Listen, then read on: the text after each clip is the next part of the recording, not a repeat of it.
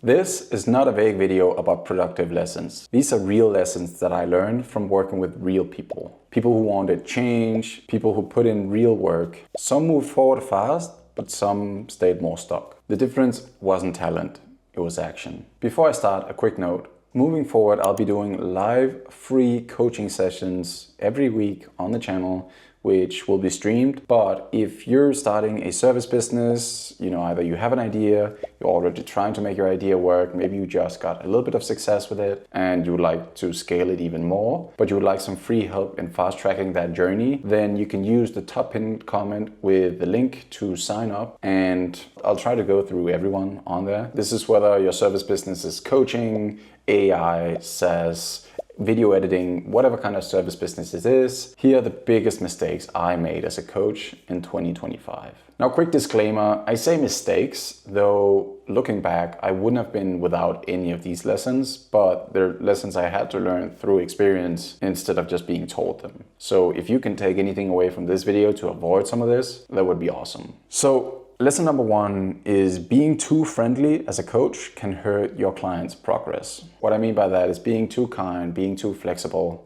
letting things slide. It feels supportive in the moment when you don't know better, but I've come to understand that there's a very fine limit between when you're doing someone a favor and when you're not upholding the right standards. To give you an example, I realized this when I was reflecting on why one of my previous clients wasn't progressing as fast as some of the other ones. And thinking about the differences in the way that I treated them, I realized that I had been too kind to him. Not that I should have been in any way, but I wasn't holding him to the right standard. And what I've learned is when standards aren't met, progress fades. These are just micro changes that just slowly over time leads to a silent death. It's kind of like running a company where there's no consequence for missing a deadline or not doing the work you're supposed to be doing.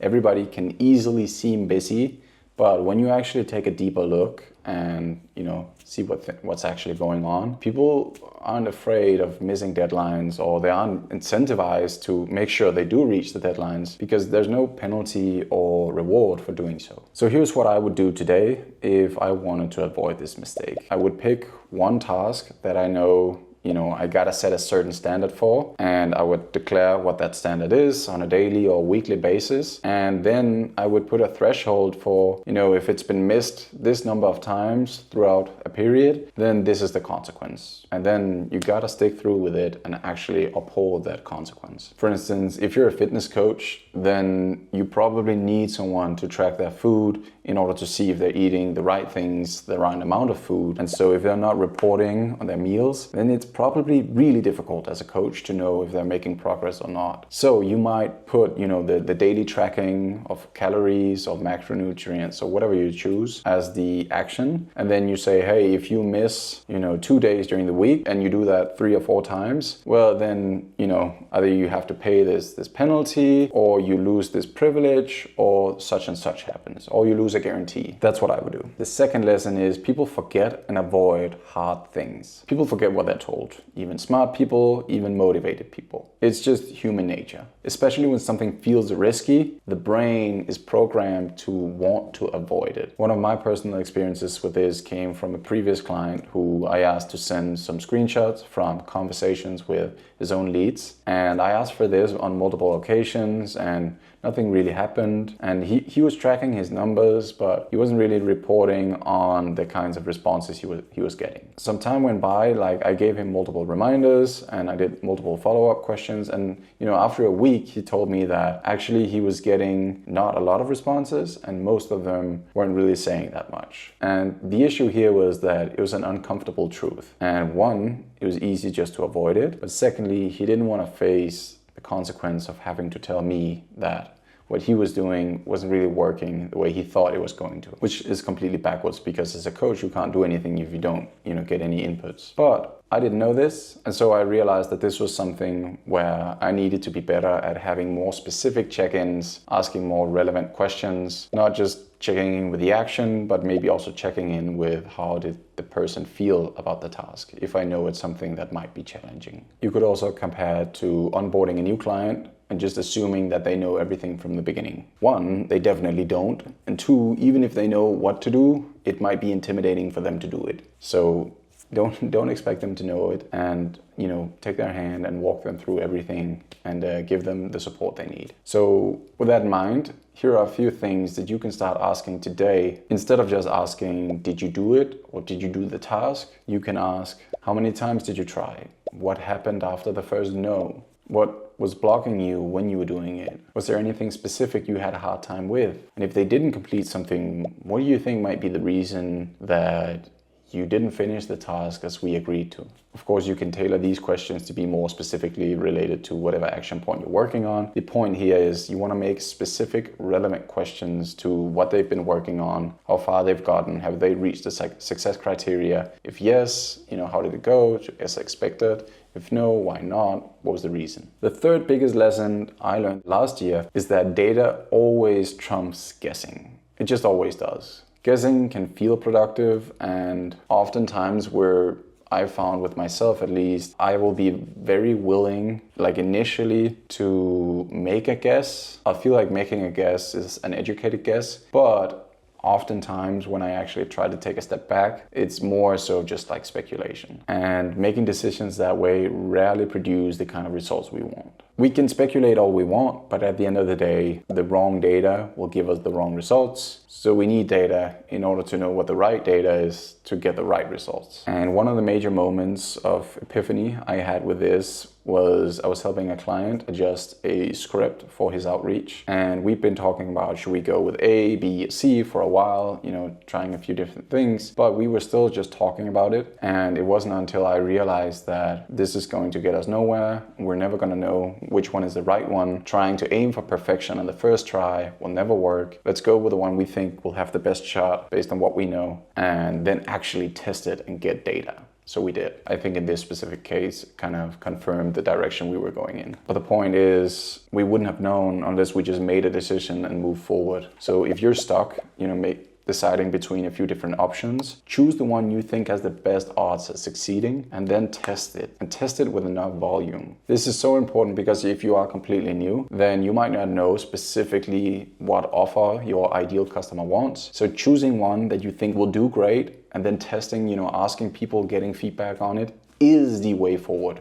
There's no shortcutting it with being better at planning and preparing more. Trust me, I know, because I did that. It doesn't work. I promise you. So pick the thing that you have to decide on right now. Choose one, do a bit of preparation, do a bit of research to actually know which one has the best odds of succeeding, and then go with that and decide on, okay, I'm gonna have a test volume of 100, 300, 500, and then I'll see what the results are. This one is fun, and I've talked about it before, but lesson number 4 is that if your gut tells you that they're not committed, they're not in it, they're not a good fit, you're probably right.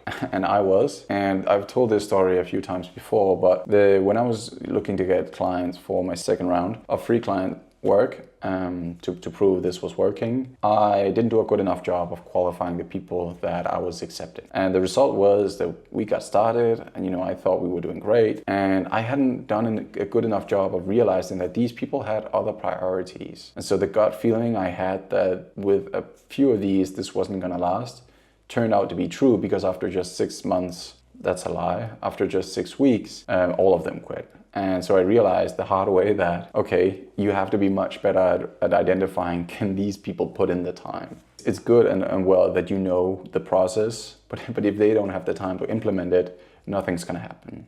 And so I learned that lesson. I hope you can take something away from this. The change I made from the second to the third round, the last round of my free work, was then adding in a few different questions. The first one was, how many hours can you commit to this per week or per day? Second was, do you have any other big first priorities that take up time in your life? And thirdly, in a line of 20 people, why do you have the best odds of succeeding with this? Why should I pick you? And as I said in my video about qualifying questions, this question is great because it gets them to actually sell themselves, which is a big help for anyone if you're at the point where you know that they will be a good fit. And my data so far tells me that if I don't get positive answers, somewhat at least, from these qualifying questions, then there's a rather big possibility that it's not going to turn out well. And I would rather not work with someone that is not going to have a good time with what I'm offering than to take money from someone I know is very likely to have a bad experience. So of course you do you, but I know for me, my reputation, all I got, so I'd rather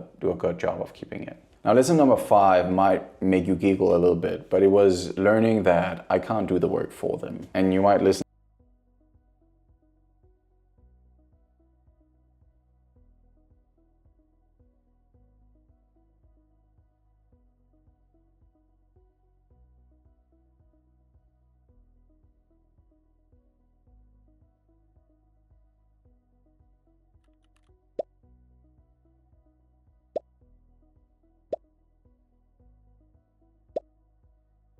Then what I would maybe do in the future, if I was unsure of what I could influence, what I couldn't influence, is I would make 2 lists. What I can control, what I cannot control. And then I would put all my effort into helping with the things I could control. And I would just let complete go of all the things I can't control. Because it's only going to inflict emotional, mental, spiritual pain here. But I can't really do anything about it. And the result of that might be fewer clients, but they will probably be more worth it to work with. And I would think that that's what you want in the long run. So these 5 lessons come down to that growth sounds great, but it's quite uncomfortable. And in the end, if you don't meet standards and expectations that have been set high because the amount of effort it takes is usually higher than people think, then the progress just dissipates and fades over time. And, suddenly you'll be standing in a situation thinking, what happened? I was doing great and now I'm not. And it's because you stopped meeting the standard that you'd set before. Whether it's daily check-ins, weekly check-ins, some kind of task you need to do every day, whatever it is, there's a reason you're doing it in the first place. And as soon as you stop, in a while, the progress will stop as well. If you look at your own situation, if you are stuck, then ask yourself, am I choosing comfort over growth? Am I avoiding data because I'm scared of the answer? And am I actually committed, or am I just semi-interested? Interest may fade, same as motivation, but real commitment and determination stays. So I guess all of this boils down to real change, real progress comes to meeting standards over and over and over, which is kind of the same thing as accountability, which I guess is also the main reason why most people get a coach. So I guess that the output of this video is just confirming why a coach is a coach and what are the reasons that people fail on their own. Who would have thought? If you like this video, remember that you can get help as well. Moving forward every week, I will be doing free live coaching sessions that you can sign up for using the top pinned comment. I would love to see you in there. I really am trying to help more people with this. And it's also a better way for me to expand my network, a better way for you to expand your network. So if you think it could be even just a slight bit of fun and you actually would like some free help, then hop on down there, sign up. You can always say no when I reach out to you, and let's have a good time and see if we can't get you to the next milestone. If you like this video in particular, you can check out the next ones, or please subscribe. We're trying to reach 1,000 subscribers. We're nearly there. It would mean the absolute world to me so we can reach more people, help more aspiring entrepreneurs fulfill their dreams. As always, I'll see you next week, and stay disciplined.